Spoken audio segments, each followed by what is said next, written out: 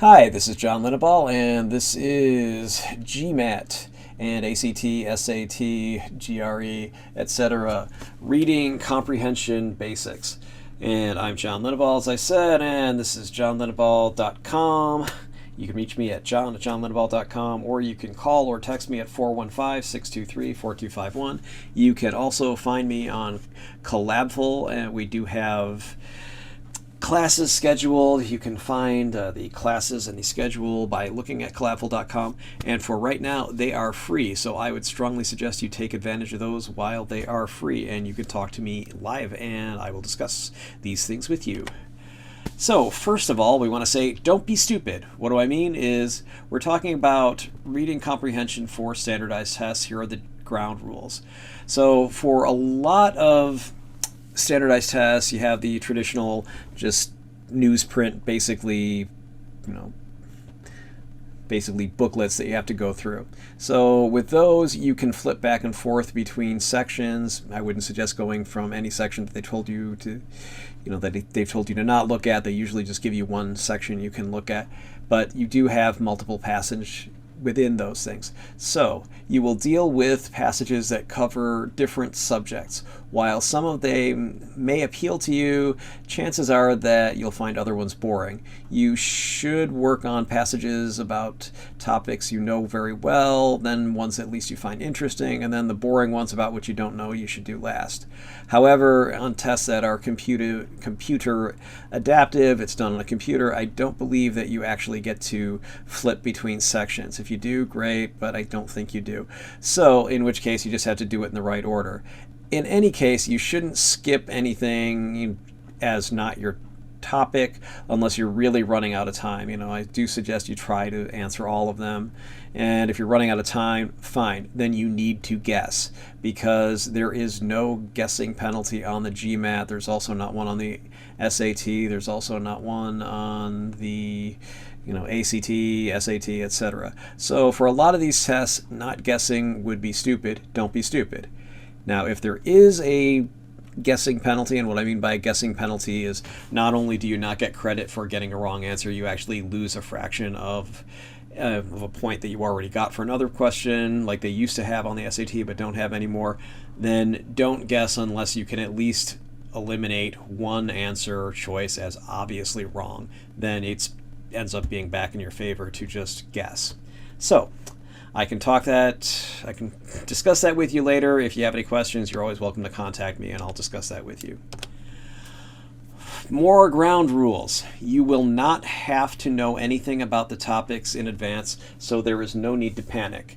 Any knowledge you have about the topic when you read it, that's great. It's a bonus if you know something. The point is don't try to cram and I'll just read everything that I can and try to figure it out the last minute before the test or something. No. Do I think you should read a lot in general? Yes. One, it makes you a more interesting person. It teaches you things about life. Two, it will help you with these things because you'll at least be able to recognize a lot of common argument types, etc., that you will see on these things. And you will not have enough time to read these passages thoroughly, so you will have to know how to skim read these passages for the important parts. Luckily, it's not that important to learn how to do this. Many of you will have already taught yourselves how to do this by this point, so if you don't know how to do it or you've gotten a little rusty at it, the main way to do it is just read the first paragraph, then read the second paragraph. Read the first paragraph, then the last paragraph. So the first and the last. Then you go back and read all the ones that are between the first and the last. So second, third, fourth, and let's say the last one is the fifth. You just read the first, then read the fifth, then you read the second, third, and fourth. You really just read the last and first sentences of the second, third, and fourth. See what I mean? Okay. So, what's the main story, or just the facts, ma'am? If you saw that old movie, from the 1990s called Dragnet, or if you've seen reruns of that TV show from the 50s, Dragnet, that's, great cop show from back in those days. The idea, that one guy would always ask was, Joe Friday, just the facts, ma'am. So that's what you need for this, is you just want to get the gist of the story fast enough to answer the question so you have time. So the only way you're really going to be able to do that is by skimming, and you're going to have to try to sum it up in a few sentences. If you need a detail, you can skim it and then go back and read it to get more detail. At least if you do it that way, you're not going to have wasted time looking for things that you don't need or reading things in detail that you don't really need to know. So the first thing you want to do is look at the primary purpose, the main idea, the chief theme. That is, why did the author bother to even write this thing in the first place? Then you want to find the main supporting details that lead up to the main idea. And you should also look for counter arguments, counterpoints, something called a prebuttal.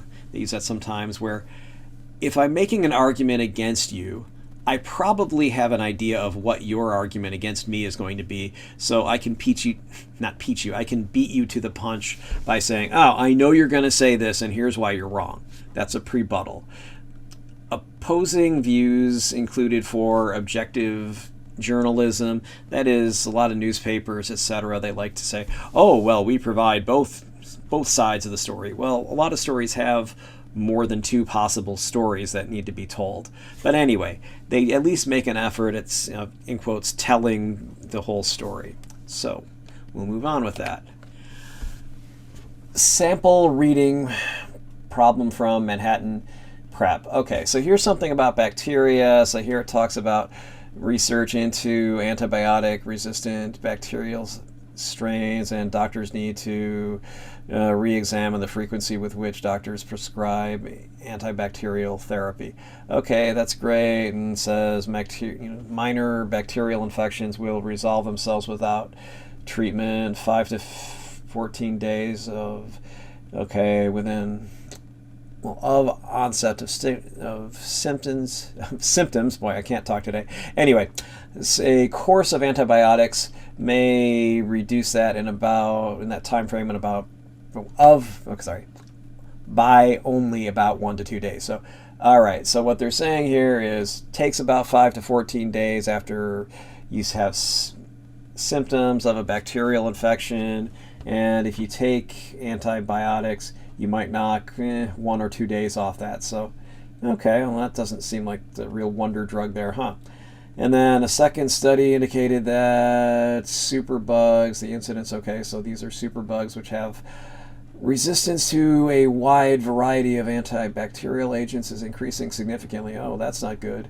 And these bugs are more likely to spread among those who have been treated with antibiotics in the last 5 years. Oh, that's bad. So you get the superbugs that really, are resistant to antibiotics, and you're more likely to get them if you've already been treated with antibiotics in the last 5 years.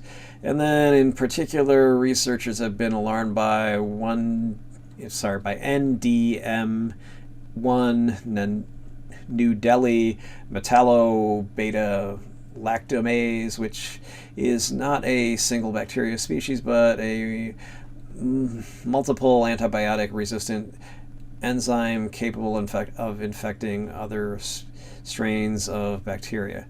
Okay, that sounds like a nightmare.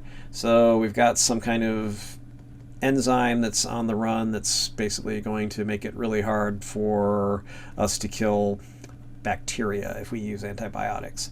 So, okay, as it talks about the proliferation, so that just means, growing and increasing, likely owes a great deal to mistaken prescription of antibiotic treatment for viral infections against which treatment is effective. Probably a lot of you have heard that or know that you can't use antibiotics to kill viruses. So if you use it, though, it gives just a little low dose to any bacteria that might be around, which helps them develop a tolerance or basically a resistance to it. So that means when you actually need the thing to kill bacteria, you might find that your antibiotics don't work. And then it also talks about the routine addition of antibiotics to livestock feed in order to increase meat yields. Okay, so you might have heard about that from PETA and things like that. Farmers give antibiotics to livestock, so that causes a problem because then of course that's going to be a place where you're going to have superbugs developing. And all right, so additionally it may be possible that ongoing research into the means by which resistance spreads to bacterial communities may lead to a new generation of antibiotics to which bacteria are unable to develop resistance. Yet these factors do not change the need for individual physicians to be more circumspect against drug therapy when treating cases of true bacterial infection. Oh, okay, so they're saying, yeah, there might be some new drugs that develop that antibiotics can't become resistant to, so maybe it's just something that they can't change. That's great, but we don't have them yet. And even, they're saying even if that does happen, well, you're going to have a problem unless physicians actually use, are a little bit more careful. That's what circumspect basically means. Circum means around, spec means look. So basically look around and think before you just prescribe these drugs. So, all right, that's what we're looking at here. So basically you're saying be a little bit more careful about the antibiotics if you don't want to develop superbugs. All right. So the passage is primarily concerned with, would it be discussing research into the common symptoms associated with a particular medical condition? Not really. Okay, is it explaining the frequency with which a certain medical condition is diagnosed? It's not saying anything about how these things are diagnosed. It's just saying that, there are bacterial infections and they get better within about 5 to 14 days, but there's nothing that's saying that these things are diagnosed in a bad way, except they do mention that viruses are occasionally mistakenly diagnosed as being bacterial infections, but that's not really the main thing. So it says contrasting the views of doctors and medical researchers with respect to the diagnosis of a particular medical condition. Okay, that is nowhere. It doesn't say anything that doctors and researchers are having a difference of opinion anywhere. So that would be what contrasting views is. So that's not it. So questioning the current standard of treatment for a particular medical condition. Well, maybe. It's saying that they need to be circumspect about drug therapy for true bacterial infection, and it says, yeah, so that might be it. Then E is contending that physicians need to be more careful about distinguishing between two different but related medical conditions. Well, it's not quite saying that. You might think it is, but it's not. Here it says, oh, well, wait a minute, but what about mistaking viral infections for bacterial infections? But it's not really talking about that. It's kind of saying that, basically doctors need to be more careful about how they treat true bacterial infection, and we'll discuss that in more length right now, after a little bit here. Anyway, okay, so as we said, main ideas are normally at the beginning or end of a passage, not in the middle, because that's how these research papers, essays, etc. are organized. Usually the main idea is at the beginning.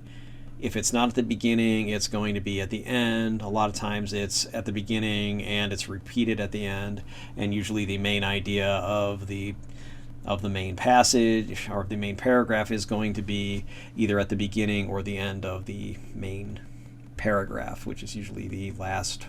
It's either going to be the first paragraph or the last paragraph. So here we have A, C, and E mention things that really aren't in the passage at all. So A, particular medical condition. It's not talking about a particular medical condition other than something very vague and, bacterial infection. There are a lot of bacterial infections out there. C, contrasting medical doctors and medical researchers. Okay, we know that's not there at all. And the other one is E. So we're contending that physicians need to be more careful about distinguishing the difference between two different but related ideas. Well, no, because we can see that they're talking about true bacterial infection, so that's not the difference between a viral and a bacterial infection, so that's not it. Okay, so we're left to B and D. Well, B, it's arguably mentioned. Okay, it does say that superbugs are on the rise, but that's not really the main point. So D is blandly worded as it is. Blandly worded as it is the right answer. Notice that standardized tests will purposely write answers that are the right answers in a very bland, generic way to make it harder for you to tell it's right. So you just look at it and you're like, I'm not even sure what they're talking about. Here they say questioning the current standard of a treatment for a particular medical condition. Well, okay, the particular medical treatment is a particular treatment for a medical condition. The treatment is bacterial infection. They're talking about true bacterial infection, so they're not talking about mistaken viral infections. So we look at that and we go, oh, okay. I see that if you use too many bacteria, then you end up with more superbugs. And by the way, it only makes it go from, instead of 15 to 14 days. If it reduces it by 1 day, then fine. You basically go from 5 to 14 to 4 to 13. If it's 2 days, then it's 3 to 12. So not really that great difference, and so you don't have a great cost-benefit analysis here. The benefit isn't great, but the cost can be very big. All right, so as I just mentioned before, what we're talking about is when we're answering this question, well, all right, common symptoms. It talks about infections, but doesn't really talk about symptoms. So that's another problem with that, is that it just talks about bacterial infections, but doesn't really say what the symptoms are. Another thing here is B, in explaining the frequency with which a certain medical condition is diagnosed. Well, the problem here is we have a superbug infection. That's on the rise, but that's not really the main idea, and you can tell because it's not really at the beginning here. Superbugs don't get mentioned till kind of the second paragraph here. And okay, C, we're talking about contrasting views from doctors and medical researchers. They're not contrasting, they're the same. They basically agree with each other, so that can't be right. D, they're questioning the current standard of treatment for a particular medical condition. Yeah, the whole idea is the misuse and overuse of antibiotics breed drug-resistant superbugs, so that's the problem.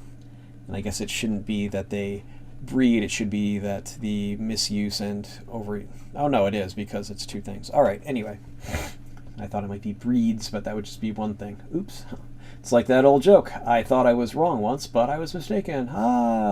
Anyway, and E is wrong because, well, it talks about having to be more careful about distinguishing between two different but related medical conditions. No, this isn't really mentioned because they're just talking about true bacterial infections, not viral infections. So, wow, you can tell that's kind of hard, huh? All right, let's move. All right, so here's how to read this carefully. Let's review the same Superbug article from the Manhattan Prep book that I used. Let's read the paragraph carefully, then skim the body paragraphs, then review the paragraph carefully. The last paragraph carefully, I should say. You want to make notes if you like. If you don't want to, you don't have to. You should know the main idea in the first paragraph by the time you're done reading it. Most of the time, the main idea is in the first sentence. If not, it's probably at the end. Anyway, it's usually in the first paragraph. Well, what I mean is it being the main idea of the whole of the whole passage is what I'm trying to get out of my mouth here. Anyway, usually that's in the first paragraph. If it's not, look in the last paragraph. And so that's why you should always make sure you understand the first paragraph before you're done reading it, or when you're done reading it, so then you can move on and say, oh, okay, I got this from the first paragraph. All right, let's move on. The sample reading problem from Manhattan Pref. So first we have bacteria. All right, so we can look at this, and we're going to look at the highlighted and red thing. So the highlighted yellow is what I'm looking at, what was there that I'm in the reading to find out what the synopsis of it is, and the synopsis, that is where I distill it down to its essence, is in the red. So we have, okay, research, okay, antibiotic resistant bacterial strains, okay, good. Need re-examination of the frequency with which doctors prescribe antibacterial therapy. Okay, so they're saying I need to look at how often doctors need to look at how often they prescribe antibiotics because of antibiotic bacterial strains. Oh, okay, I think I know that. Oh, they're talking about probably those superbug things, right? Okay, so minor bacterial infections will resolve without treatment. Okay, resolve, I think that means they get better within 5 to 14 days of onset of symptoms, and a course of antibiotics might reduce that time frame by 1 to 2 days. Okay, so I'm pretty sure that, since they're talking about resolving, and then they talk about adding antibiotics, which I know makes you get better when you have a bacterial infection, says, oh, okay, well, it looks like it'll solve itself, within 5 to 14 days. If you add antibiotics, you might knock 1 or 2 days off, so that's, okay, so we're talking about at the shortest 3, and then at the long, maybe you'll get 13 or 12 days to resolve it if it's really hard and you use antibiotics. So, all right, so I can just summarize that as, okay, antibiotic therapy takes at best 2 days off something that's about 1 or 2 weeks. Okay, well, that's not that great, is it? And so then, and also here, what I probably should have had is, well, all right, antibiotic bacterial strains say that we should probably look at how often we're prescribing these things. Well, probably because it doesn't really do that much anyway. And a second study, okay, superbugs, resistance to variety of antibacterial agents is increasing significantly, and okay, they're more likely to spread among those who've been treated with antibiotics in the last 5 years. Oh, that's not good at all. So we're saying these superbugs, the bacteria that are hard to kill, are increasing, especially in people who've been treated with antibiotics within, 5 years or less. Oh, that's bad. So that's why they're saying that we probably shouldn't use antibiotics as much, because it only takes 1 or 2 days off about a 1 or 2 week-long infection, and it looks like these superbugs really like to go after people who have been treated with antibiotics within the last 5 years. So, I see. Maybe using antibiotics isn't such a great idea if you don't really have to, because you might get a whammy and within the next 5 years with a really nasty bacterial infection that antibiotics don't really help with. And okay, so blah blah blah. Okay, NDM, New Delhi, metallo beta amylase. Okay, well, okay, so antibiotic resistant enzyme capable of infecting other strains of bacteria. All right, I'm not a biologist, but that sounds really bad. That sounds like something from a sci-fi horror movie. Okay, so this enzyme chemical goes into other bacteria and makes it go crazy and start killing you. Sounds like some Walking Dead kind of stuff, or Adronima strain, or Adronima strain, or the Omega Man, all that kind of stuff. Anyway, it is true that the proliferation of superbugs likely owes a great deal to mistaken prescription of antibacterial treatment for viral infections, about which treatment is ineffective. Okay, ineffective. Yeah, okay, so I know that if you give antibiotics to a viral infection, it doesn't do anything because antibiotics don't do anything to viruses. And okay, routine addition to antibiotics to livestock. Okay, meat, feedstock, meat yields. Oh, okay, I know that's kind of PETA type stuff. That, yeah, okay, if you feed animals antibiotics all the time, well, you get the same super bug problem that you would get from treating, giving it to people who don't need it. So yeah, that makes sense. Okay, so ongoing research may lead to a new generation of antibiotics to which bacteria are unable to develop resistance. Oh, I get it. So they have the bacteria might have one part of its proteins or genes or chromosomes or something in there that can't change, so that way they can't develop resistance to it because the same chemicals are going to be able to attack that one thing that doesn't change. Ah, now I get it. So these factors do not change the need for individual physicians to be more circumspect. Okay, circumspect means, I know that means looking around. So drug therapy when treating cases of true bacterial infection. Oh, okay. So what they're saying is, yeah, there might be some new miracle drugs that come out that will, make it so superbugs are a lot harder to develop or just can't develop any further. But until that happens, and even if that happens, doctors should be slower to prescribe antibiotics for bacterial infections since they don't really do that much anyway, even when they work right, and they can have this superbug problem. Okay, so that's how you would go and search this and try to find the main point when you're doing this. Splitting up the passage. If you run into a passage on a familiar subject, great, just read it normally and answer the questions. Again, you don't want to get too familiar with it or say, oh, ha ha ha, I read this article before, so I know exactly what's in it, because then you can get tricked by a distractor answer that is actually in the passage, well, not in the passage that they read, but it's in the same journal article or magazine or newspaper or book, but it's not part that's in the passage that's actually on the test. So then you can end up saying, oh, I know it's there because I remember reading it for school. And then you pick an answer that's wrong because it's not in there. That's a common trap. So don't do that. Make sure you do just look at it to make sure what's in there and what's not in there, and then just do it and move on. If you're not familiar with or don't like the topic of a passage, but perhaps it is on a test like the GMAT where you don't get to pick and choose and you can't flip back and forth, you're just going to have to split the passage up into useful little parts.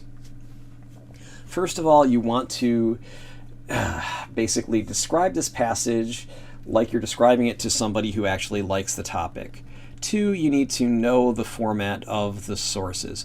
Most GMAT passages are excerpts from academic papers, which means they must have a thesis paragraph, that is, they're telling you what it's about, an introduction, body paragraphs, and a conclusion.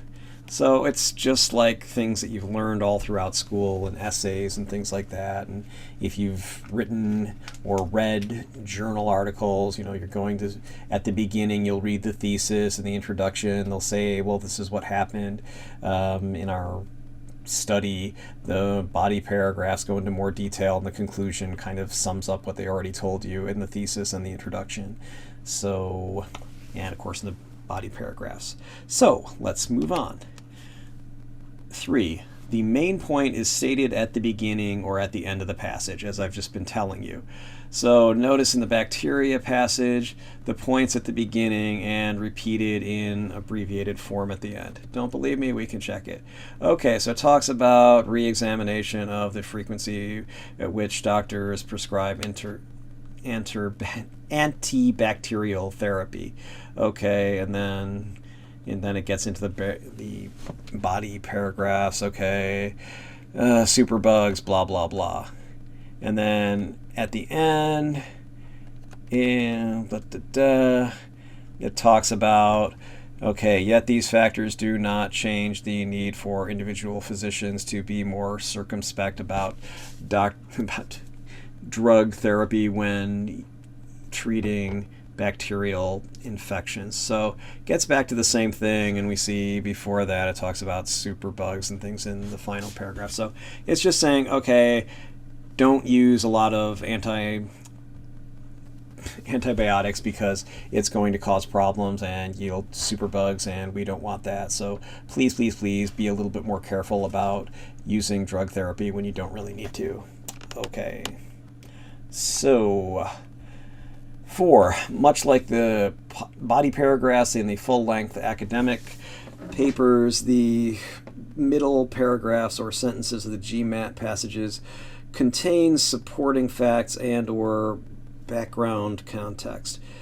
Background is less important than supporting facts, but there's not always a clear distinction between the two. Some background may also provide important support. So, it is important to actually go and read the things that are in the body paragraphs, even though I've been telling you, well, that's not where you're going to find the most important things. I also did say you should read the first and last sentences of each body paragraph, so that way you can catch most of it. If you still have trouble or it looks like you're confused, go and look for it by reading the body paragraphs in more detail, because that's probably where it is. There's probably information there that you need. So the passage may also contain counterpoints or acknowledgments of viewpoints and information that doesn't fit the narrative or counter-narrative. So those are going to be kind of background information that may be useful, that may be something that you need to know for some of the questions, but you'll know if you can't figure out what it is by reading it the first time. Go and look to see if you need some of that information. So, summing it up, how to split up a passage. Okay, they say orient yourself. So you want to go read the first paragraph or two of the first paragraph carefully. You want to find the main point of the first paragraph, most likely the main point of the whole passage. Make sure you know this point before you read the other paragraphs. Find the main paragraph of each paragraph. That's usually the first or last sentence. Don't worry about the details. They're not really that important unless you need them for a question, as I said to you before. And you want to tell the simple story to yourself within about 10 seconds. That is, get it down so you understand what it is in 10 seconds. This is probably something you should practice doing practice things before you take the test. Anyway, if you can do that so you can tell it to yourself in about 10 seconds, don't do it out loud. You'll get in trouble for talking in the test. If you can do that, great. If you can't do that, you should reread the passage. Else you should learn how to say the word passage. Okay, learn to read the passage and try to do better. Okay, so what you should do next. Anyway, pay attention to the language. So the big picture, that is the main idea. The big picture sentences usually start with or use things like generally, overall, to a great extent. So you're looking at things that are big, that are general. They're not specific. They're not making making exceptions. They're not talking about nuances. They're saying mainly, first and foremost, words and phrases that tell you this is important. A name of an important person or group. Writes, states, asserts, argues, theorizes, posits. If this person's thought, writing, etc. is important enough to quote by name, it's big picture important. Foreshadowing. We're talking about hints at what's going to be discussed next. Just like movies and TV, whatever your favorite drama is, or dramedy, or even a comedy, I suppose. If they show something that, gee, I wonder why they're showing a lot of attention to this thing that doesn't seem to be an important detail. It's an object that's in the middle of the street, or it's somebody's mentioning kind of a random fact like, helium does not catch fire the way that hydrogen does. Well, it turns out they fill a balloon with hydrogen instead of helium. I know what's going to happen next. Anyway, so for example, we have for many years engineers couldn't explain why a bumblebee could fly. It seemed impossible. Okay, so the past tense implies the engineers finally resolved the problem, that now they can. And a statement of the problem or the question, that's also helpful for summing up the main idea. So we can, use just reading it carefully, you can figure things out and say what's probably going to happen next, and it'll help you sum this thing up. Pay attention to the language. Direction. You want to look at words that talk about contrast versus continuation. So if we have words like moreover, furthermore, additionally, and so, for, in other words, those are all words and phrases that indicate the discussion is going in the same direction. So it's a continuation. If we are looking at words like however, yet, but, actually, though, those are all words that indicate a contrast or a change in direction. So we can see that's a difference between continuation words and contrast words. If they are changing directions, they're a contrast. If it's continuing, they're going in the same direction. Yes, I should have put continuation first instead of contrast, but oh well. Anyway, nevertheless, nevertheless, nonetheless, even so, these are all concession words. That means, yes, you're right about this, but you're still wrong on the main topic, main point, so I don't even care about conceding this one little point to you. You can think about sometimes people have that argument with you, maybe in a court case. Your Honor, even if the plaintiff is absolutely right about all of these points that he's made, as a matter of law, he cannot establish that he has a case because, da-da-da-da-da. So you might see something like that in court. People who like to argue that is, okay, even if everything you said is true, and I don't admit that it's true, you still don't have a point. You're making a bunch of nonsense here. Just stop it. Anyway, okay, so how about supposedly, apparently, seemingly, for some time? These are all things that indicate that something looks like it's true, and maybe it was even thought to be true for a while, but it's not really true. Well, I know it looks like this, but that's the trick. It's not really this. For some time, so yeah, people used to believe that, but they don't believe it anymore. You can think about the ancients when they thought that, oh, well, come on, everybody knows that something that's heavier is going to fall faster than something that's lighter. That's why it hurts more when you get hit with something that's heavier than if you get hit with something that's light. It's like, well, no, that's not it. They actually fall at the same speed, but it's, the kinetic energy is what makes it hurt more. You all know about Galileo and, dropping the things and things like that, and the Apollo, was it Apollo 13? No, probably Apollo 11. Anyway, they're the ones who dropped a hammer and a feather at the same, speed, and they show that, when you don't have any atmosphere, they fall at exactly the same speed and things like that. So, but I digress. Let's move on. Weird words and complex sentences. If you don't understand a word in the GMAT problem, don't worry about it. You can learn the word from the context if you really have to know it, or they'll define it for you, especially if it's a foreign or a technical word. And the same applies to SAT and ACT problems. For example, the SAT has a whole genre of questions called vocabulary and context. They don't put it on the test for you, but you'll be able to see it if you've taken SAT practice. And those questions are designed to be solved by using the context. Usually those are words that it's a familiar word, but it's used in a weird way. Either it's used by somebody who English isn't their first language, or it's archaic, or it's a secondary meaning that people don't use that much anymore. For example, a sheet, besides meaning something that's on your bed or something that's a piece of paper, can mean a rope that's used on sailboats. So, that might be something that somebody who's in a hurry, sheet, oh, I know, it's something on a bed. Oh, that's one of the answer choices. Like, yeah, but if you read it, the sheet was, taken down by was basically, used by a sailor to make the sails move, then you say, oh, okay, oh, I see from this that they mean it's a rope that makes the sail travel, whereas somebody who didn't read it might say, ha ha ha, everybody knows a sheet does this, boy, you're stupid, you know. So that's why you always do want to read things in context to make sure that you're answering the right question. Also, if they give you, if they give you passages where they have numbers for the lines, make sure that you're looking at the lines that go with the numbers that they've given you, because they can do that. They can give you an answer choice that defines the same word, but it's being used in a different way on a different line. And if you get sucker punched by that, again, you're going to be wrong. But getting back to this, you want to break down sentences into more manageable pieces if you need to. It's always a good idea to break things down, especially if things look really complex. So here's an example from Manhattan Prep.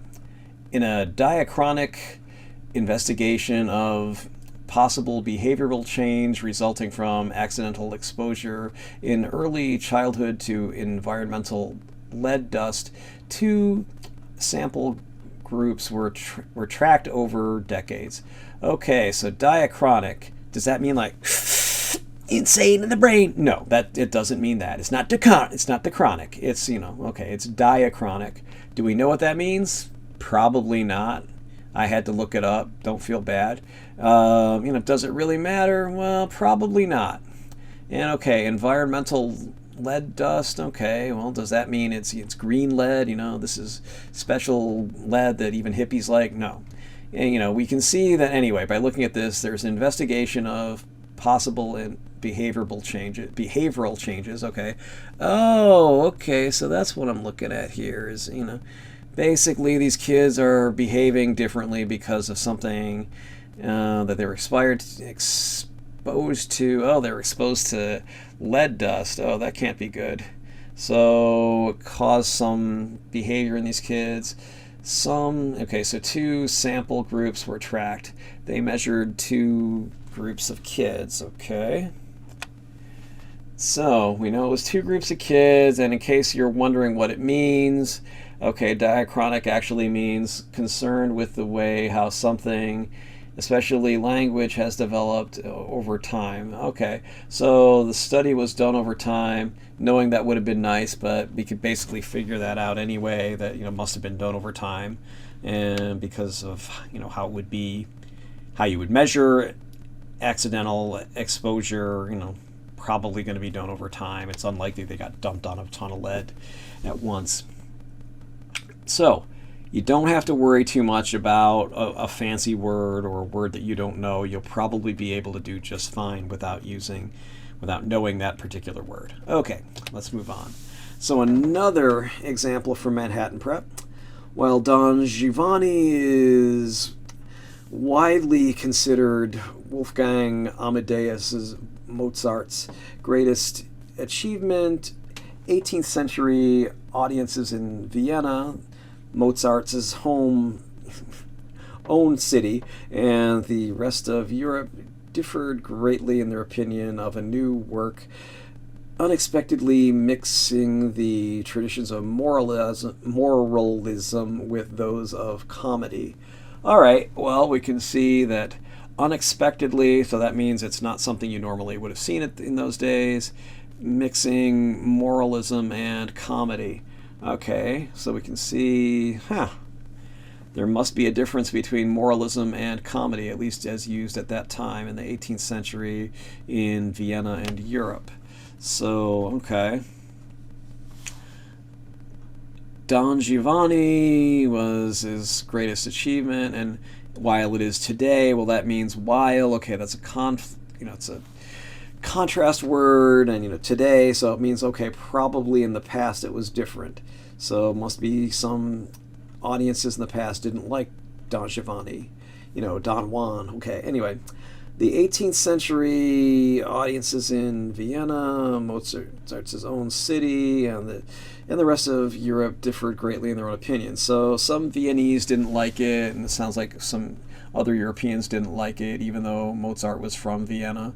And okay, so as we saw before, okay, moralism is different from comedy, and we say it was, basically they were unexpectedly mixed. So, got a problem here. Okay, so now a revered artist's great works wasn't so well respected in his time.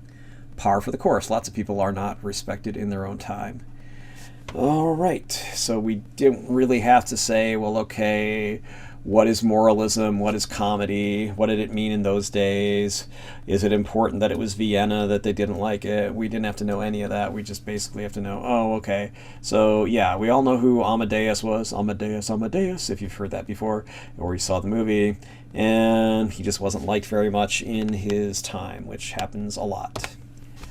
Okay, so let's go back to the Superbug passage. Here's our version with the notes in it. Okay, so yeah, all right. Antibiotic therapy at best takes 2 days off of something that normally is cured within 1 to 2 weeks. And we're a little concerned about how often doctors prescribe antibacterial therapy. And then superbugs, which have resistance to a wide variety of antibacterial agents, are significantly increasing, and they're more likely to spread people who've had in the last 5 years. Okay, so basically, if you've used antibiotics in the last 5 years, you're more likely to run into a hard-to-kill bacterial infection that is basically a superbug. Okay, so then we have, the NDM number 1, means that there's a renegade enzyme that's infecting other bacteria and causing trouble.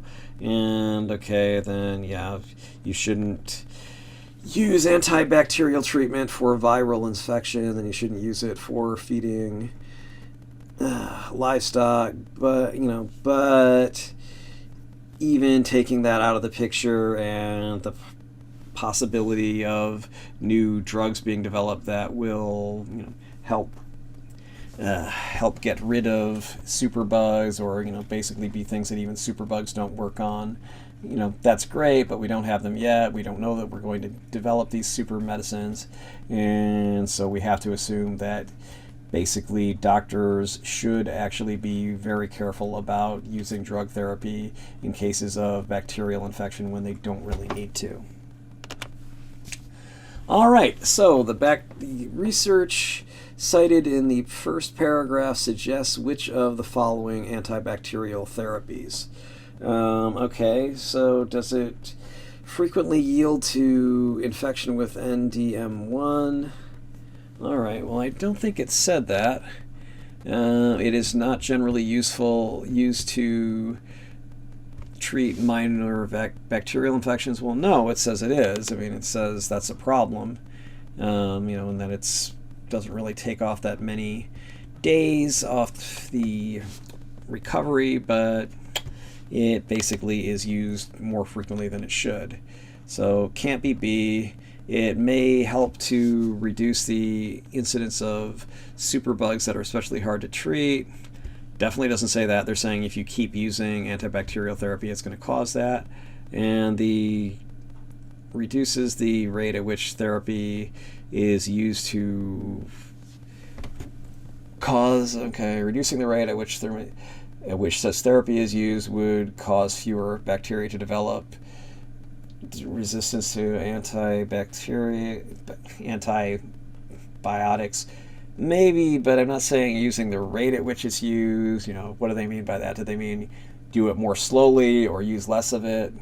And E, the short-term benefits, if they exist, may not outweigh the potential harm to the broader population. Well, okay, we've talked about this for a while now, so I think it's E, because it sounds like that would be, you knock a few days off the length of the infection period, but you're helping develop super bugs. So that's probably E, but let's go and look at what's going on here. Okay, so it frequently leads to infection by ADM number 1. That's that's the renegade enzyme. Nothing really says that. There's kind of maybe a weak link, and that it wouldn't surprise me, but there's no proof. Okay, B, we know it's just wrong. That's the problem, is people use it too often. C, okay, it helps reduce it. No, that's got it completely backwards. So, using it more causes more problems with the superbugs, so that's exactly wrong. And then D, we don't really know what causes antibiotic resistance in bacteria, so it doesn't really say. I mean, maybe using it at which it was used. But E is definitely right. I mean, it says, the first paragraph says that antibacterial therapy cuts off maybe 2 days of a 5 to 14 day infection. The rest of the passage says that it causes, that the antibacterial therapy causes resistance. So yes, that's absolutely the right answer. All right, let's move on. We're going to look at a passage from the Manhattan Prep book again. All right, passage E, this is on page 186 if you have the paper book version of it, or the Kindle edition. Anyway, basically, okay, so we're looking at passage E about redlining. In the 1960s, Northwestern University sociologist John McKnight coined the term redlining, the practice of denying or severely limiting service to customers in a particular geographic area or particular areas. Areas often determined by the racial composition of the neighborhood. The term came from the practice of banks outlining certain areas in red on a map. Within the red outline, the banks refused to invest. With no access to mortgages, residents within the red line suffered low property values and landlord abandonment. Buildings abandoned by landlords were then more likely to become centers of drug dealing and other crime, thus further lowering property values. Redlining in mortgage lending was made Redlining in mortgage lending was made illegal by the Fair Housing Act of 1968, which prohibited such discrimination based on race, religion, and gender, familial status, disability, or ethnic origin, and by community investment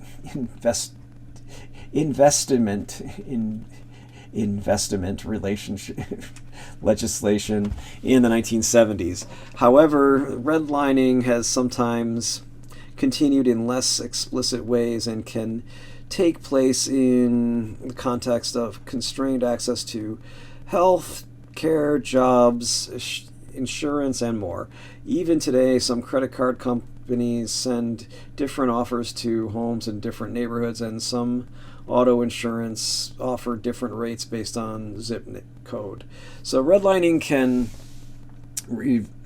lead to reverse redlining, which occurs when predatory businesses specifically target minority or low-income consumers for the purpose of charging them more than would typically be charged for a particular service. When mainstream retailers refuse to serve a certain area, people in that area can fall prey to opportunistic smaller retailers who sell inferior goods at higher prices.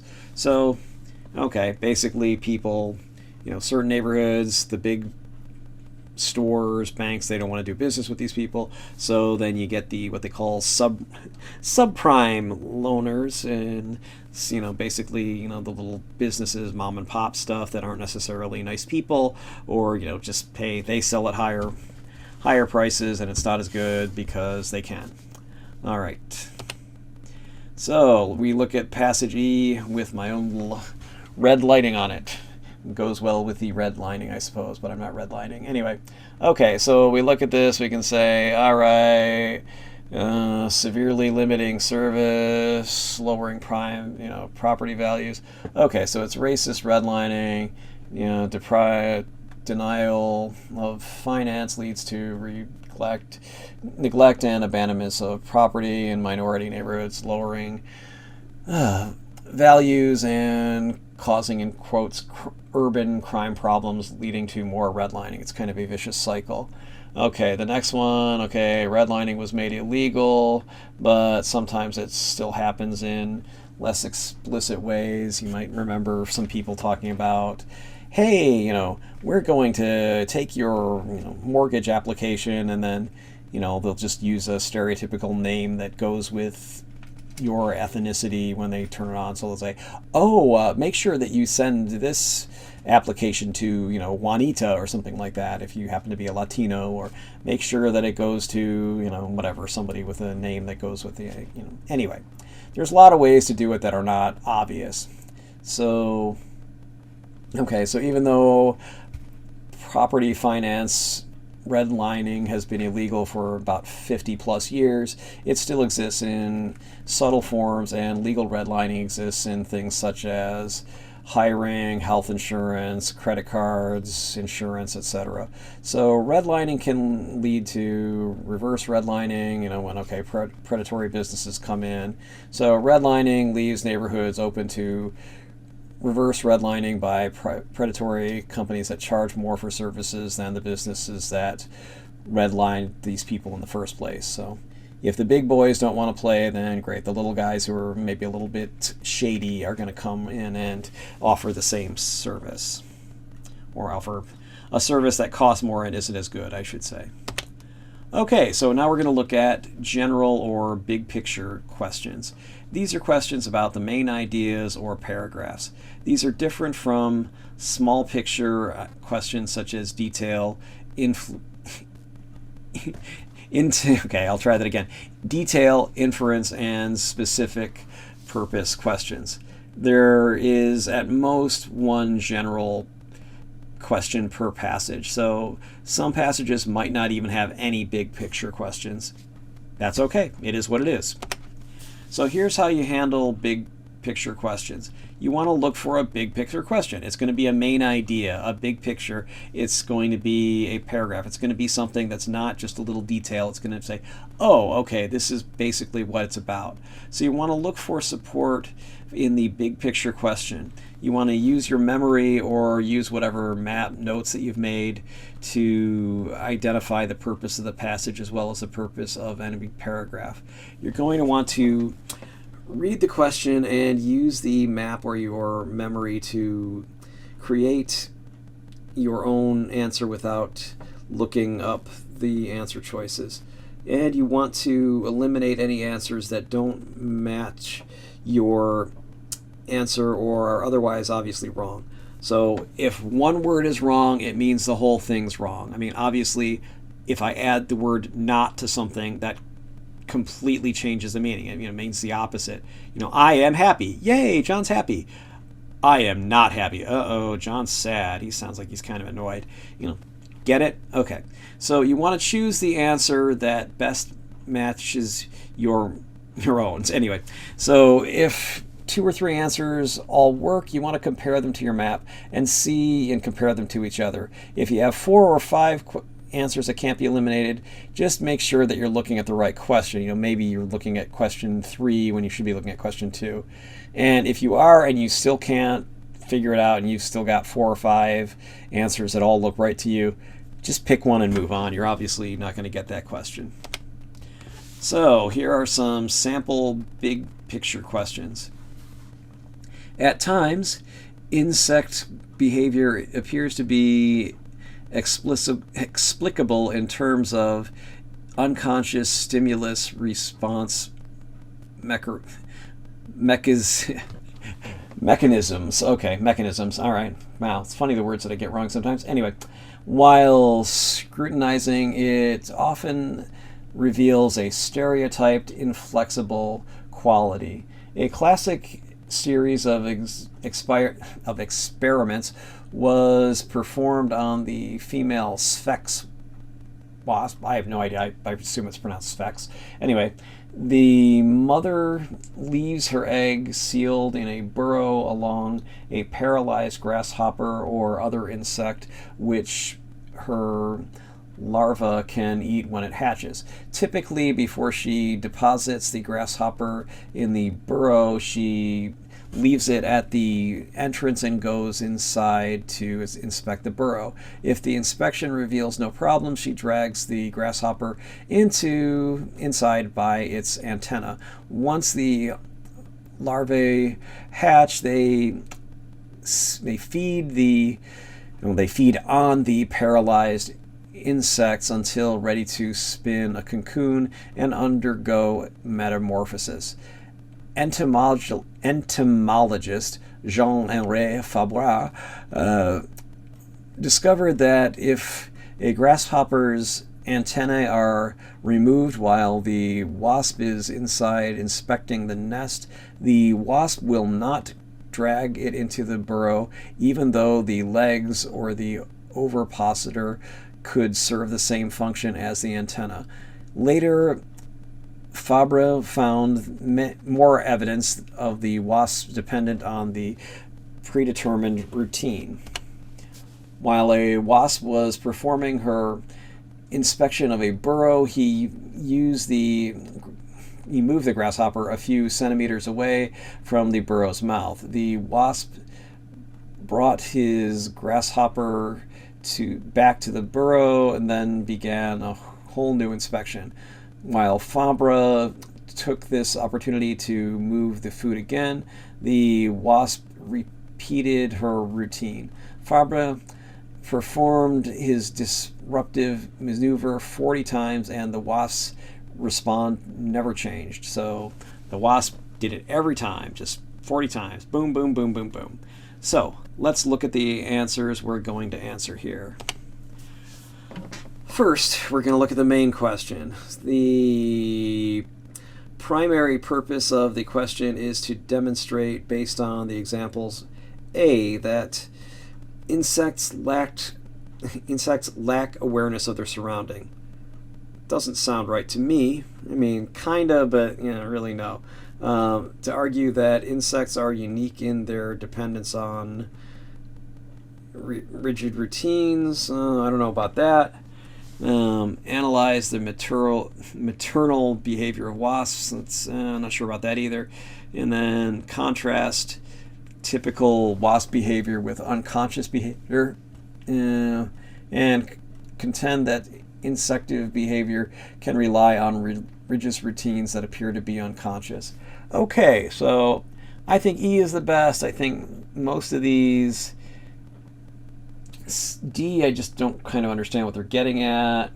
It just seems a little funky. And A, B, and C, they all just seem that they're really extreme. They're out of scope. That doesn't really seem. He didn't say that insects are unique in their dependence on rigid routines. It's not really doing a whole analysis of all the maternal behaviors of a wasp, and I'm sure the insects are aware of what's around them. They just have that one particular problem. Anyway, let's move on. So these are my notes. All right, so awareness, yeah. Grasshoppers can see things. They can, it's just, they have to be distracted for a second, and so he moved the thing. So I said, all right, I don't know. I'm going to have to investigate this grasshopper again. Okay, so B, unique in relying? Well, no. It doesn't say that, no other animal has rigid routines, so I'm going to say no. C, okay, so, nobody uses material behavior as an example of stereotyped behaviors, and insects, it's not being used for that. And the rest of it, I guess there could be many things that a mother wasp could show maternal behaviors. It doesn't discuss that. It just kind of talks about the egg being sealed and the grasshopper being inspected and left with the burrow. So that is definitely not analyzing the maternal behaviors of wasps. It's only one particular behavior. And okay, unconscious behavior, well, really the only thing it's talking about is basically unconscious behavior that the Sphex wasp basically just does the one behavior that appears to be unconscious. And E, okay, it's this. It's the grasshopper will not change its routines. It will either restart or simply abandon one if it can't be completed in the way its instincts tell it to do it. So it does rely on rigid routines. So notice that this is a main primary purpose. So we want the main idea, not the detail. So detail like the wasp prefer to lay their eggs in the antenna of grasshoppers would not be a great answer, because you'd say, well, that's a really detail-y type idea. It's a detail. It's not a main idea that grasshopper, that Sphex wasps, basically wasps, are involved in stereotyped behavior. All right, so let's move on. Okay, here's the second question that we're going to answer. So, which of the following best describes the purpose of the second paragraph of the passage? So, all right, we're finding experimental evidence for the thesis articulated in the last paragraph. Okay, well, let's see. Okay, so the thesis, well, the thesis is that, okay, so they're talking about stereotyped inflexible quality, and then B, all right, so it talks about, if they move the grasshopper while the wasp is, is distracted, she has to go and move it back, and she does that 40 times the same way. Well, that sounds pretty good, the stereotype thing. That does seem like that. So that A could be it. That's experimental evidence. It certainly is, where they're moving the grasshopper around 40 times. To introduce a hypothesis about insect behavior, well, no, that's more in the first one rather than the second one, so that's not it. To illustrate ways in which grasshoppers are unsuitable for the wasp purposes, no, it actually, what it talks about that's kind of distorting what it says. It says, oh,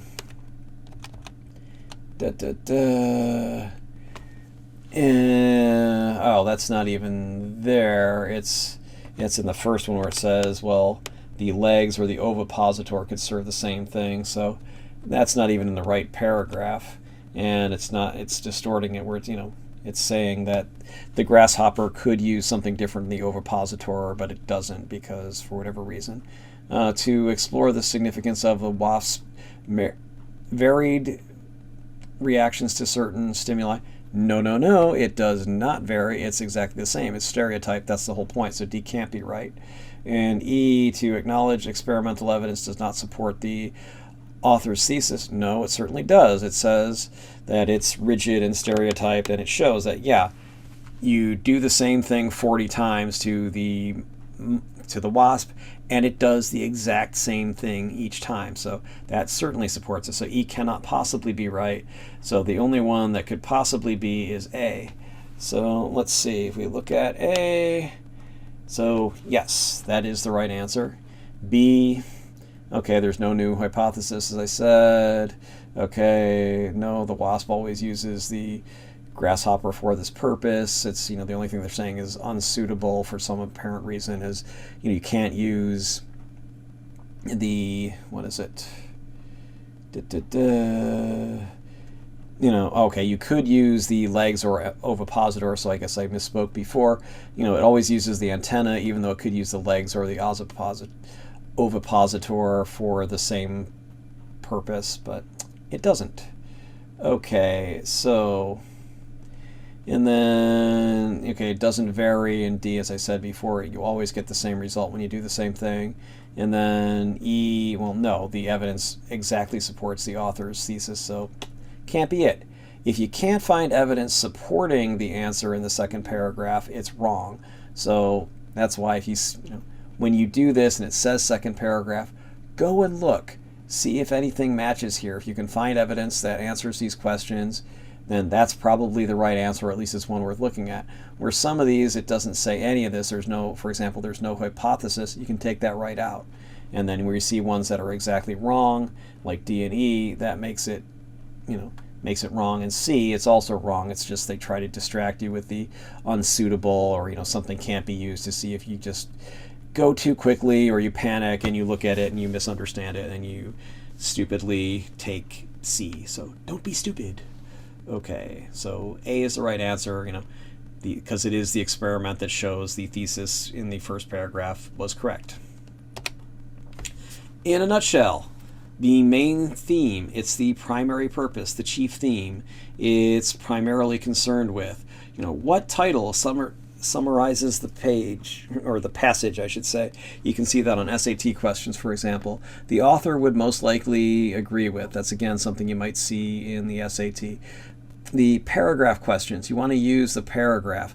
Ask how the paragraphs relate to each other or the paragraph in a whole. The purpose of paragraph 3 is to, paragraph 2 relates to the whole passage in such and such a way. You want to use your map or your summary. So you want to be able to find your own answer without looking at the choices. Just from your summary, etc., can you figure out what they're probably trying to get at? Okay, you always want to eliminate choices that contradict the passage. That is, if it's the opposite of what it says, then, yes, it's wrong. If something's only partially right, then, as the saying goes, a half-truth is still a whole lie.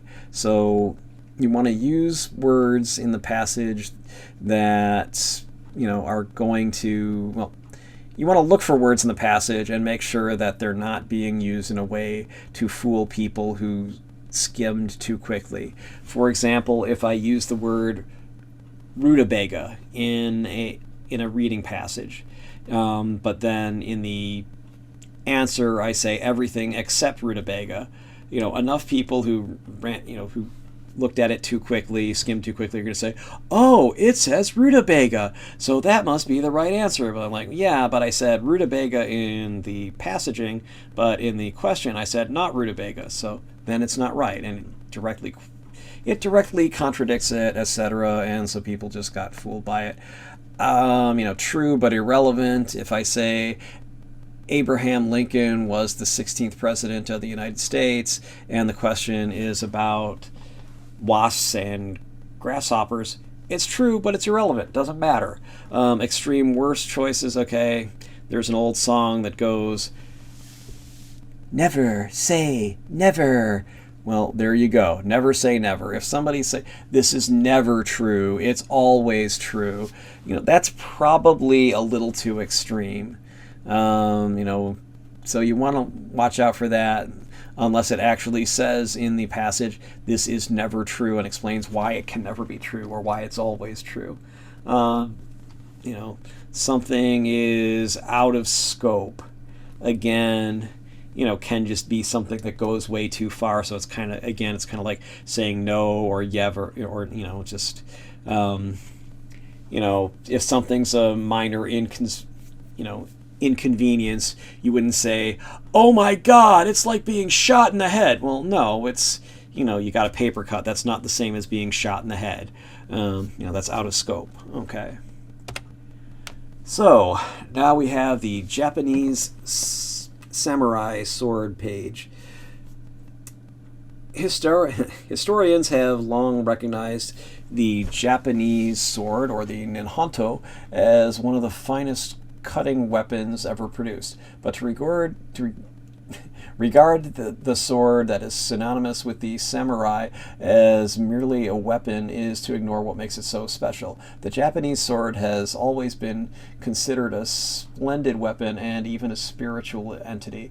The traditional Japanese adage, the sword is the soul of the samurai, reflects not only the sword's importance to its wielder, but to its permanent connection to its creator, the master smith. Master smiths may not have been considered artists in the classical sense, but each smith exerted great care in the process of creating swords, no two of which were formed exactly in the same way. Over hundreds of hours, two types of steel were repeatedly heated, hammered, and folded, I should say, together into thousands of very thin layers, producing a sword with an extremely sharp and durable cutting edge and flex shocking absorb blade. It was common, though optional, for a master smith to place a physical signature on the blade. Moreover, each smith's secret forging techniques left an idiosyncratic, I should say, structural signature on his blades. Each mastersmith brought a high level of devotion, skill, and attention to detail in the sword making process, and the sword itself was a reflection of his personal honesty, honor, and ability.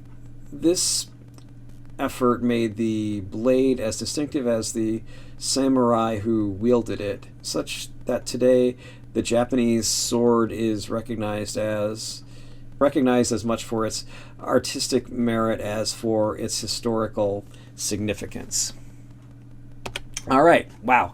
Sorry, I had some trouble getting through that. But anyway, samurai sword passage. All right, so we're going to look at these questions here. So the primary purpose of the passage is to challenge the observation that the Japanese sword was highly admired by historians. Well, the problem is there's no challenge here. It says it's long recognized, the sword has long been recognized as one of the finest cutting weapons, and to regard it as merely a weapon is to ignore what makes it special. It's always been considered a splendid weapon and even a spiritual entity. Okay, so the sword's importance to its wielder, but also its connection to this creator, the master smith. So we know it's really important. Historically, it's always been really important. So that's not it. Introduced to the new evidence.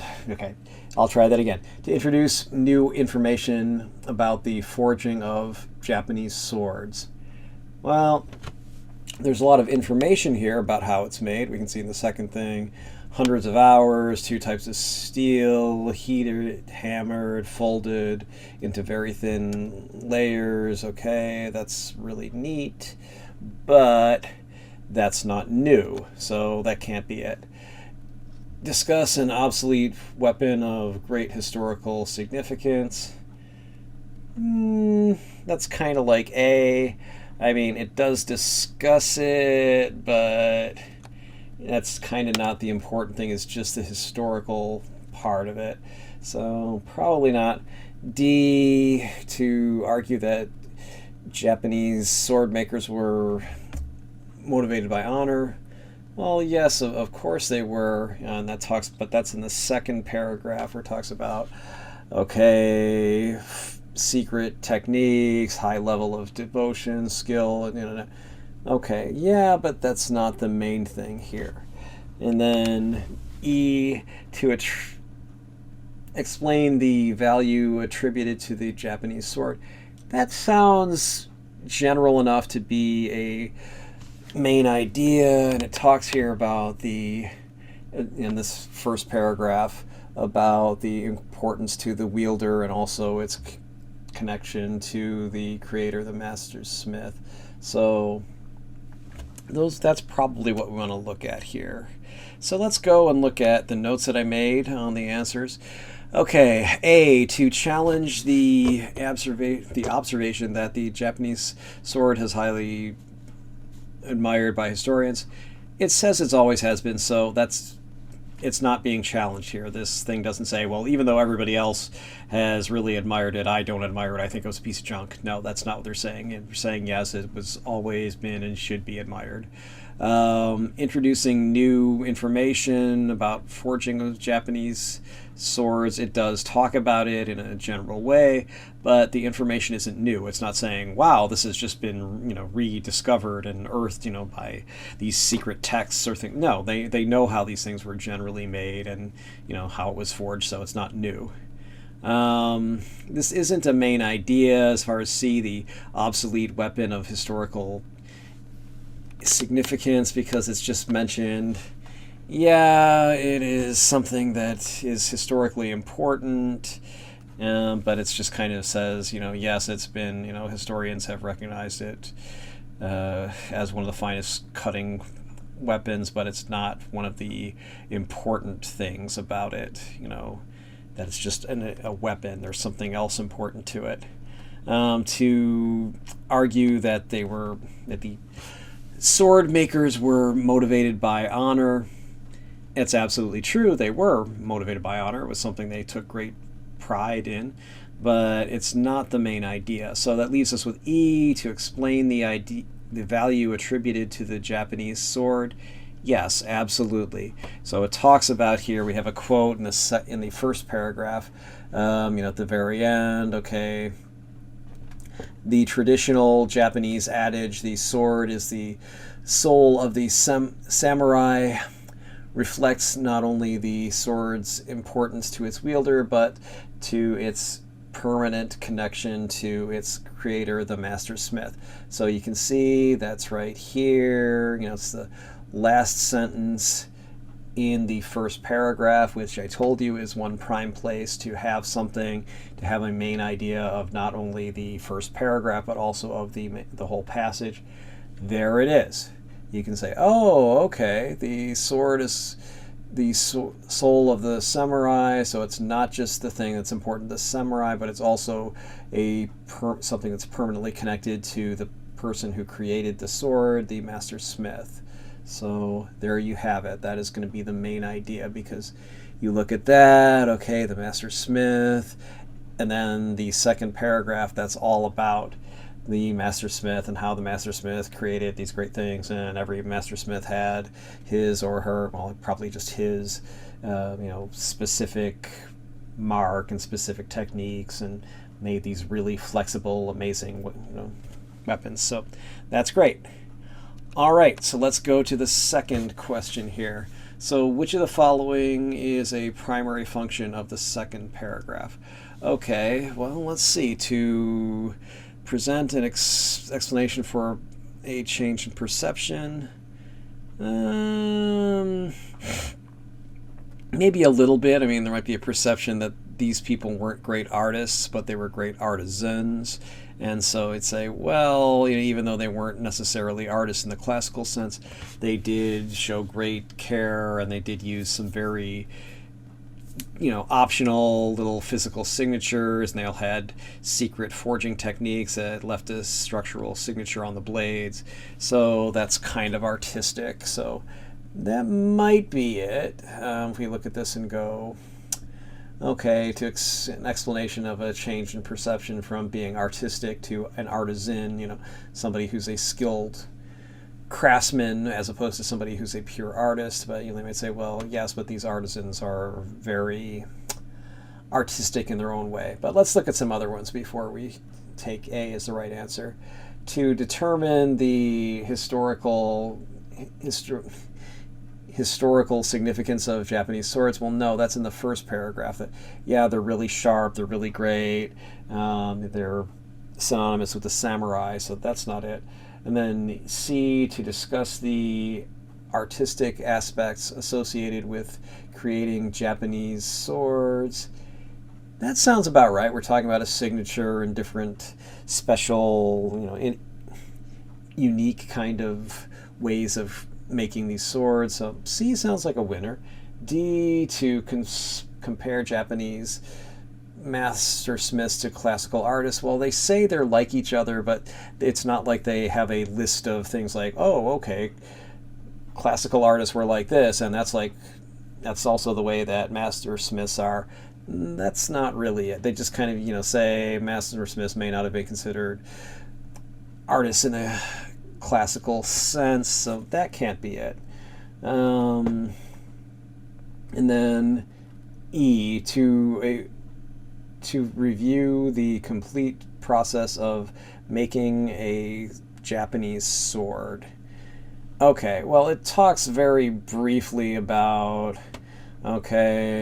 using 2 types of steel, repeatedly hammering, heating, and folding into thousands of very thin layers, producing swords with a very extremely sharp and durable cutting edge and a flexible and shock absorbing blade. It was, it describes some basic details about it, but it doesn't really give you the whole picture. This is the complete process of creating a Japanese sword. So that's kind of out of scope, maybe extreme. So, So when we look at this, so there's no change in perception per se in A, because, except for maybe that you're saying, well, maybe people before saw it as, well, they're just artisans, the master smiths, they're not really the same as artists, but that's not big enough, so there's not much of a change in perception there, because they were revered as really good artisans, who were very artistic in their own way.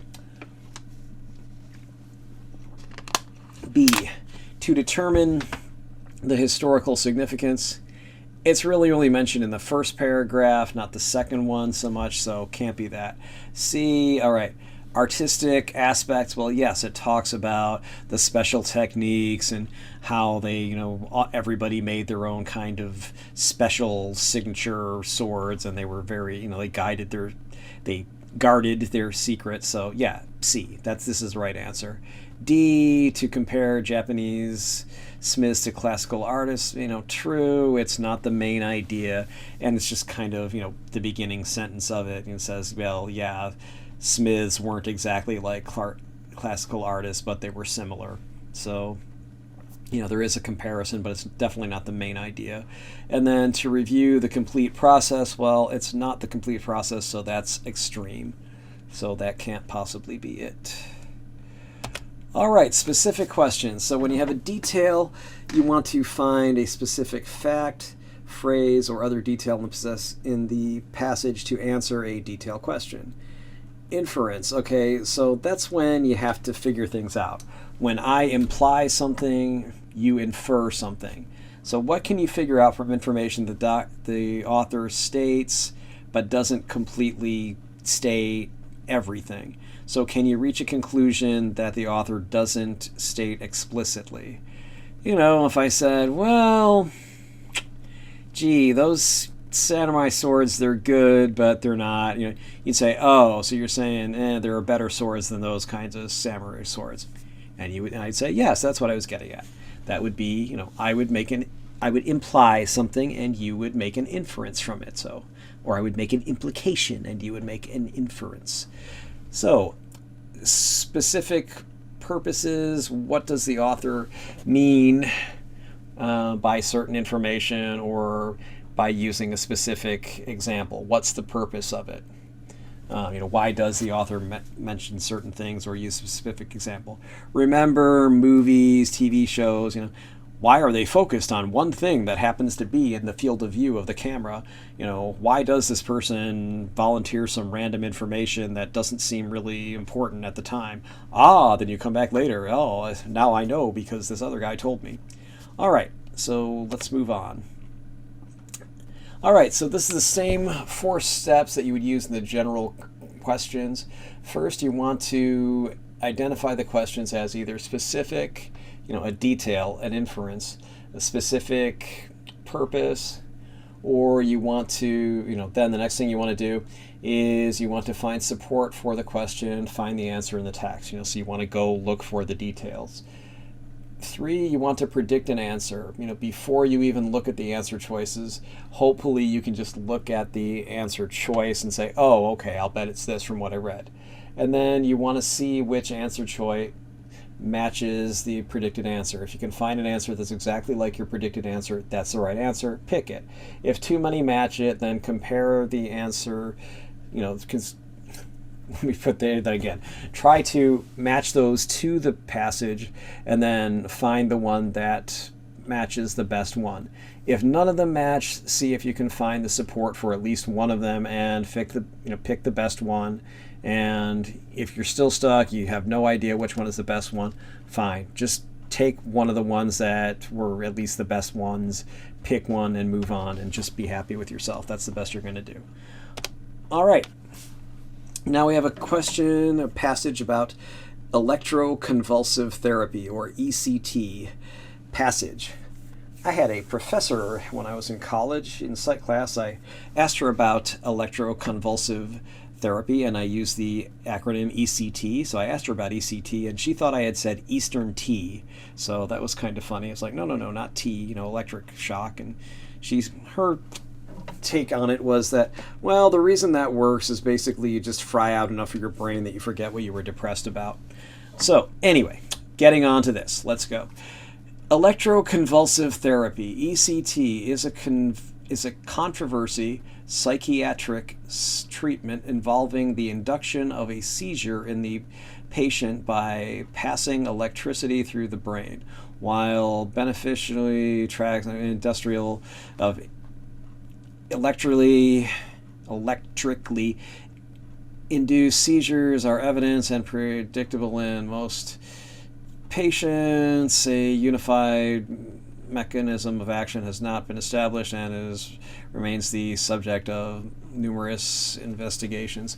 Okay, well, let's just go on here. We'll say it's extremely effective against severe depression, some acute psychotic states, and mania, though, as many medical treatments, like many medical procedures, it has its risks. Okay, so we can just kind of skip here. ECT, 1938, strongly negative conception of the procedure. Initially, doctors used unmodified ECT. Patients were rendered instantly unconscious by the electrical condition, but the strength of the muscle contractions from the uncontrolled motor seizures often led to compression fractures of the spine or damage to the teeth. Okay, so then there's physical trauma, public sentiment.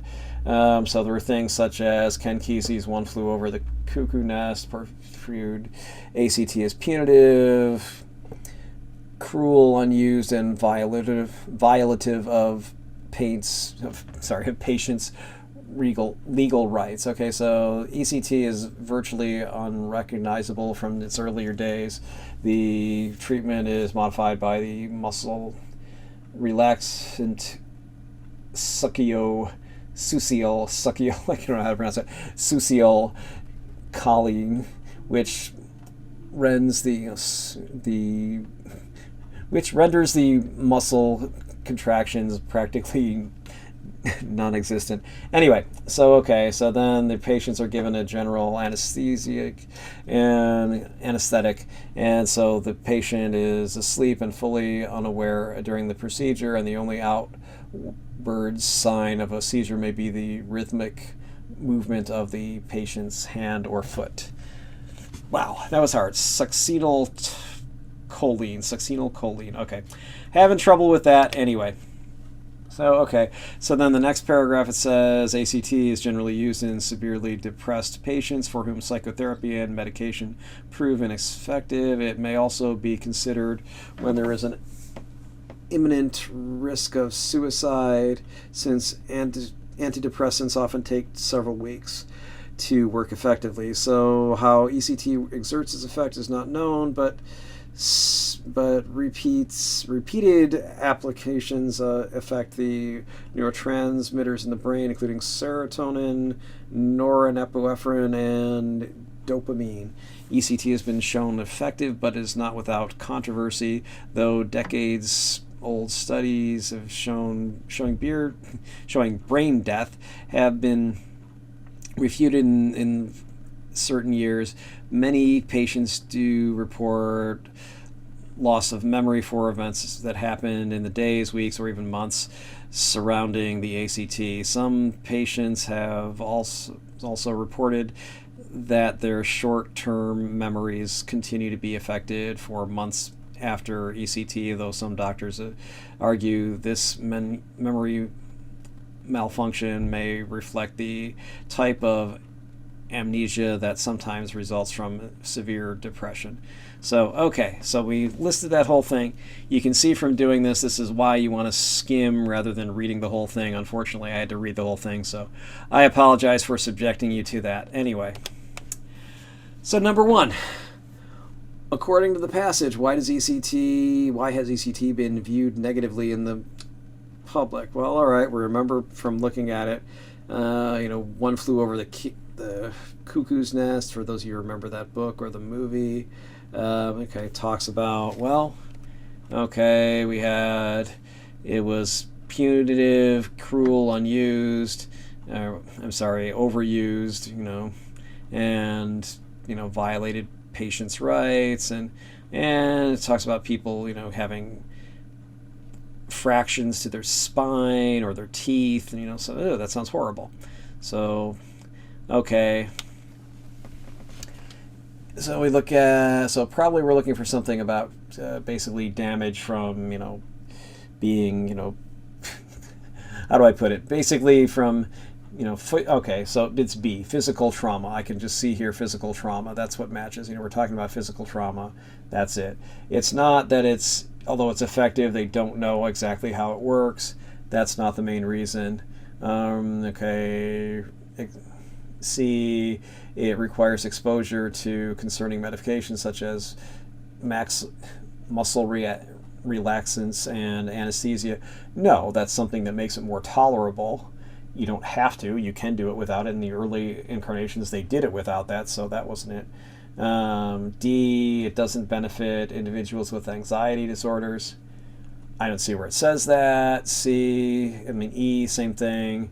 Cannot be performed without subsequent memory loss. Well, it says it happens sometimes, but it, again, that's extreme. It says, some people say, many patients report loss of memory. Well, that's many. That doesn't mean all, so it's not the same thing. So, okay, so we're going to look at it and we're going to say, all right, A, as I said, they don't know how it works, but that's not the reason the public doesn't like it. And that's one thing you have to look at, is say it's the public, it's not the medical community.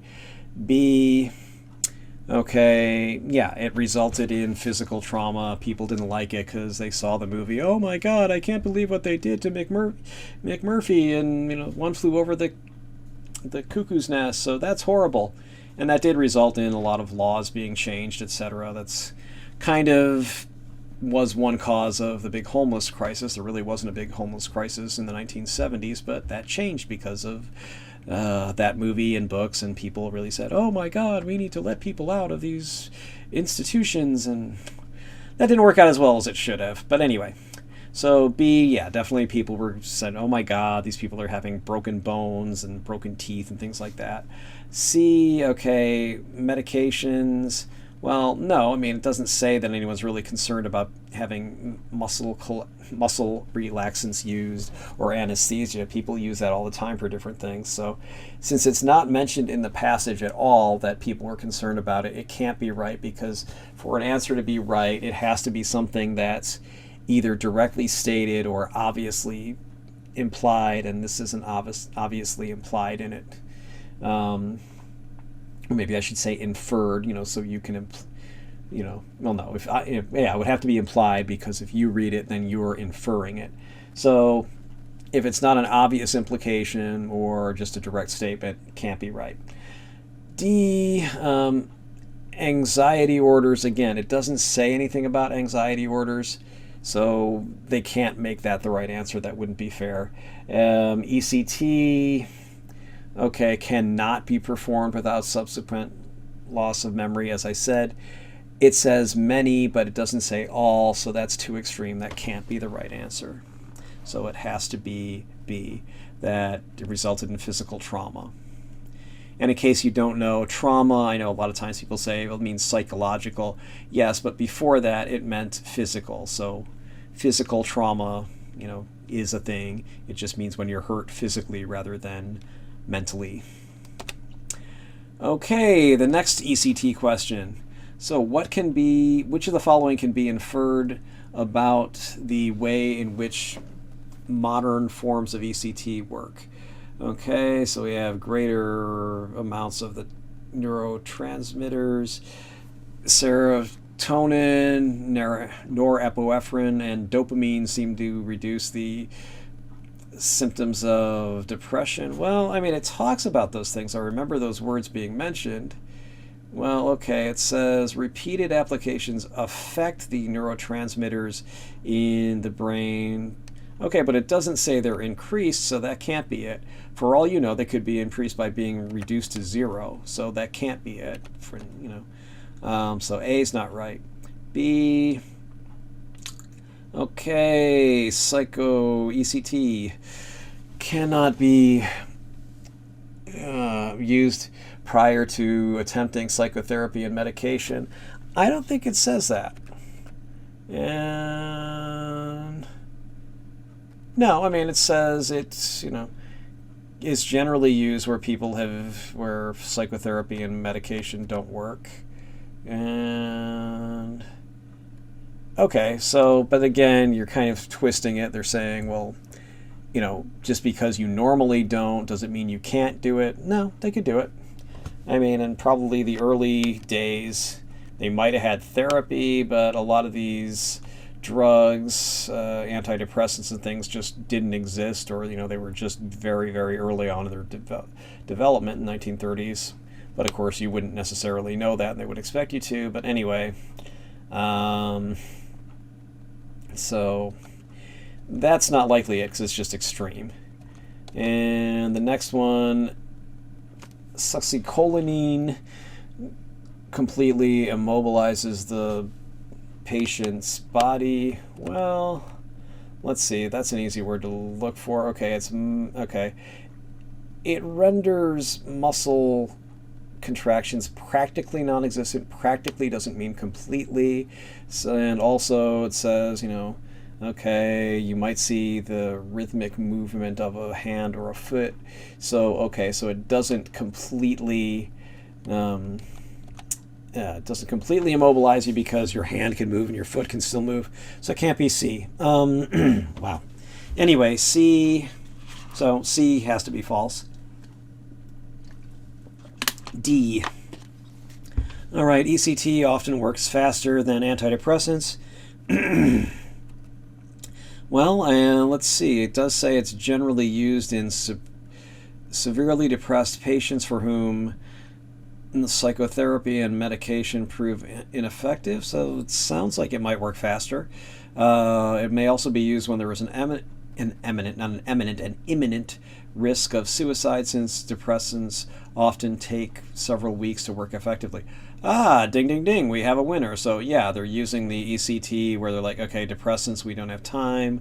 So that sounds like, yeah, it's definitely ECT often works faster than antidepressants. Okay, that one's probably the right one, but let's look at E anyway.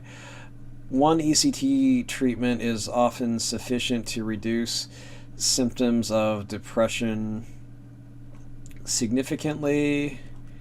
Does it say anything about that?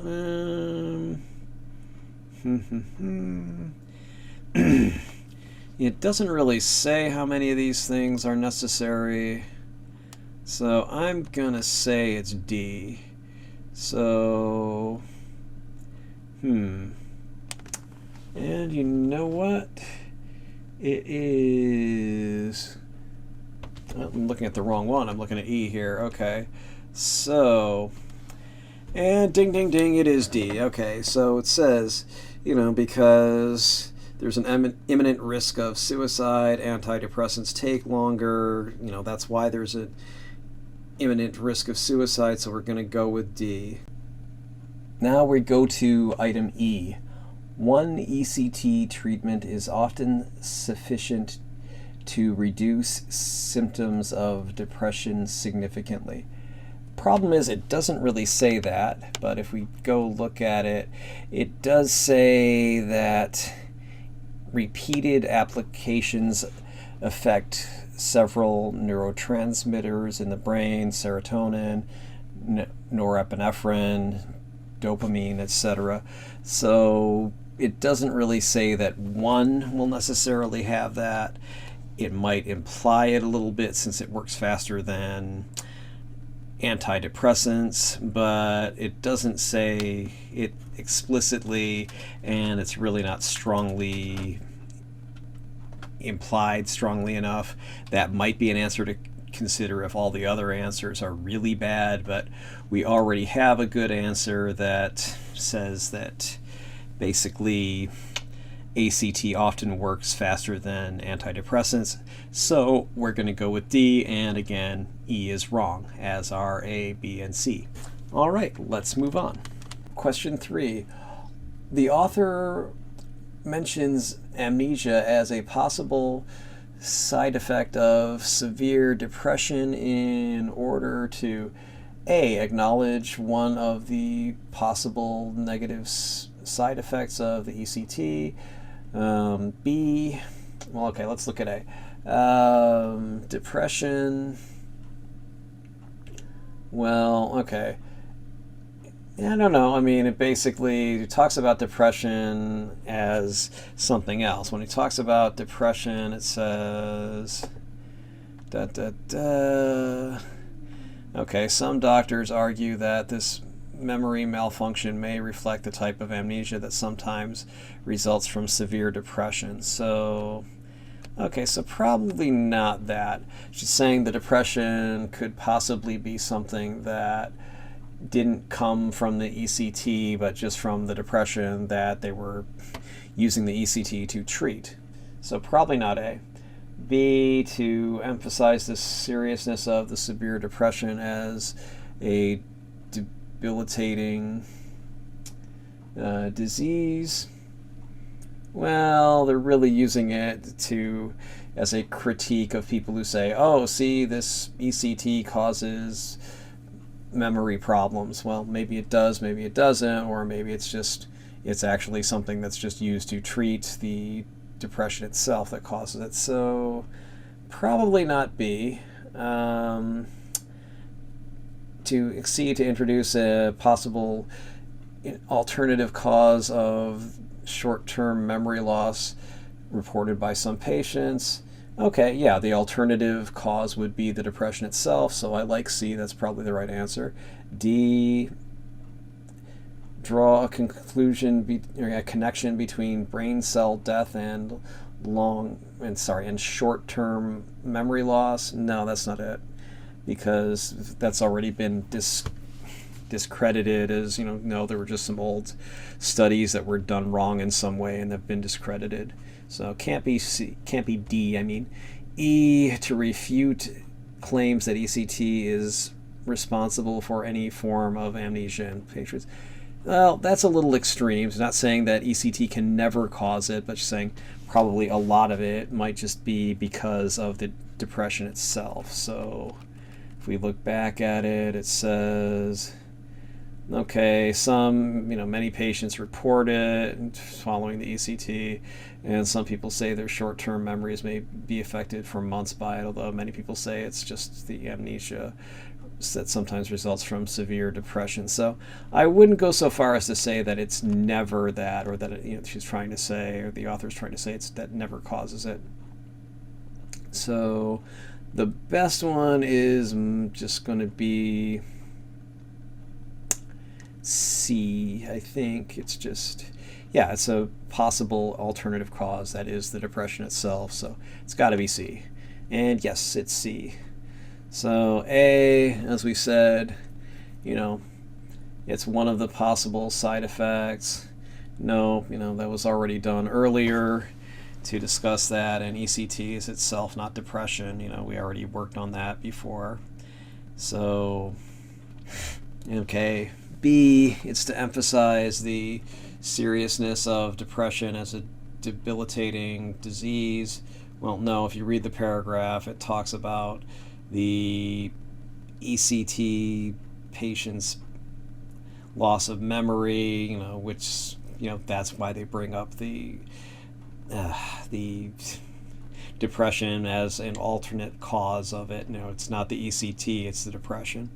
And okay, D, as I already said, well, the brain cell death studies were already refuted by modern studies, so that's not going to be the cause, because if the ACT isn't causing brain cells to die, then it couldn't possibly be causing the short-term memory loss, since the brain cell death doesn't exist. So you can't I'm having trouble with this. Maybe I have some loss here. No. Anyway, basically, if you're not having brain cell death, then that brain cell death can't be causing the short-term memory loss that you are experiencing. So that can't be it.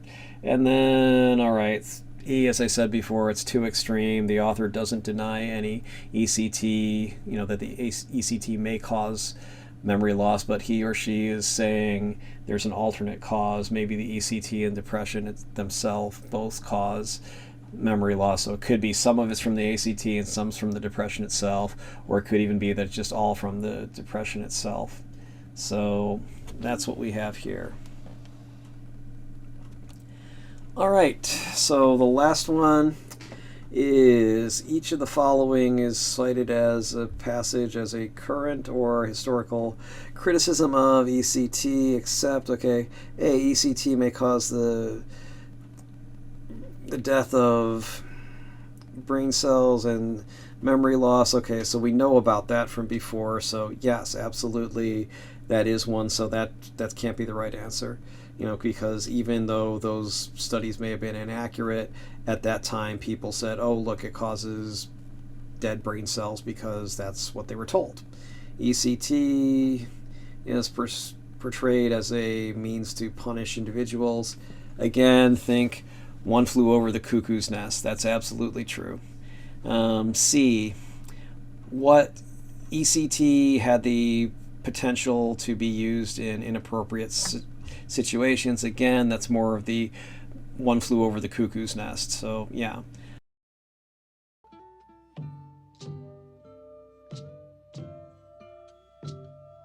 Do you think there's anything wrong with your mind, really? Not a thing, Doc.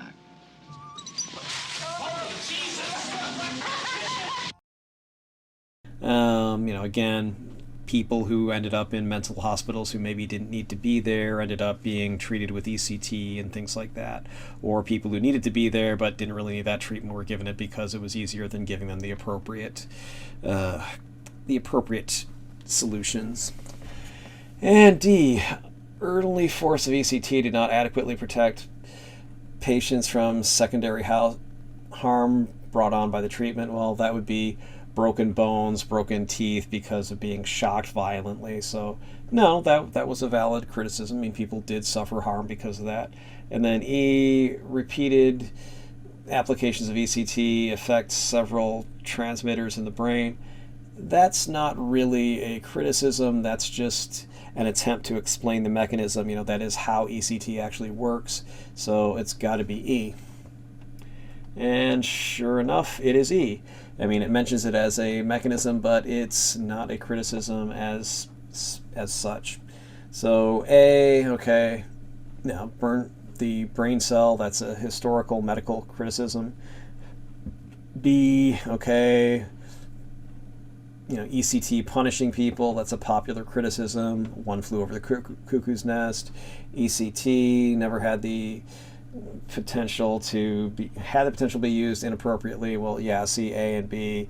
And then D, you can see A and B, that yeah, people could be punished with it. People could be, there could be loss of brain cells, could be loss of memory, and then of course there could be actual damage to the teeth and bones. So all right, that's our answer to that one. That should help you with the basics of reading comprehension. Now, practice. So, I've covered the basics with you here, and as the old joke goes, how do I get to Carnegie Hall? practice, practice, practice. Or as a samurai would say, the more you sweat in peace, the less you bleed in war. Get it? Like the samurai passage we did there? Anyway, we can arrange for more meetings for more in-depth review for the GMAT and other standardized test reading comprehension. I am happy to answer any questions you may have. My contact information is on my profile and also at johnlineball.com. I hope this helped. And here is a little picture of my YouTube channel. Please go look it. Please subscribe. Please like. Please list. Please just watch them. Please look at the playlists. There's a lot of information that might help you. I have tons and tons of ACT and SAT, I should say. And I normally talk a little bit better than this, but I'm just kind of a little tongue-tied today, but I wanted to get this out for you. So, on that note, I hope you liked it. I will be putting this up on Facebook. I will also be putting this up on Locals. That's going to be testpreparation.locals.com. And all right, I hope you liked it. Have a nice day. Talk to you later.